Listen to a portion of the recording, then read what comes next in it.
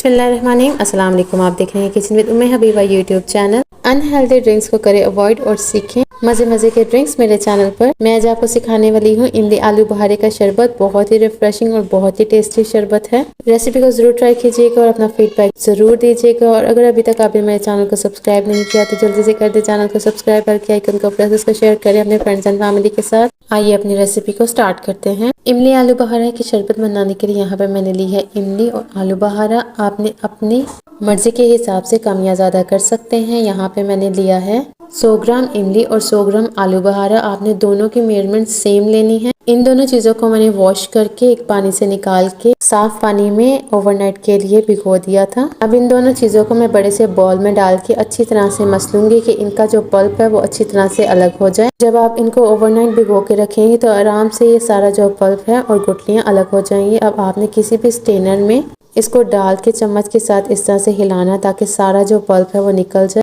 और गुठलियाँ अलग हो जाएं। आप देख सकते हैं सारा पल्प जो वो अच्छी तरह से सेपरेट हो गया। अब आपने इसके अंदर थोड़ा सा और पानी डाल दें ताकि जो गुठलियों के ऊपर लगा हुआ पल्प है वो भी अच्छी तरह से साफ हो जाए। इमली आलू बहारे का पल्प मैंने अच्छी तरह से स्टेन कर लिया था। एक्स्ट्रा जो बचा उसमें भी पानी डाल के आपने अगर जो रह गया उसको भी इस तरह से छान देना है।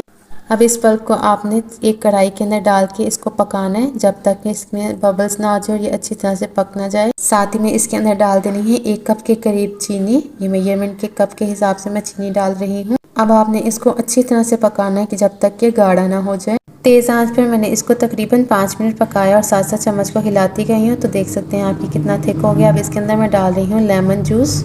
लेमन जूस डालने की वजह ये है कि इसके साथ आपका शरबत जमेगा नहीं और आप इसको लंबे अरसे तक स्टोर कर सकते हैं। मैं तो थोड़ी क्वांटिटी में बना रही हूँ। अगर आप ज़्यादा क्वांटिटी में बनाएंगे तो लेमन जूस ज़्यादा ऐड कीजिएगा।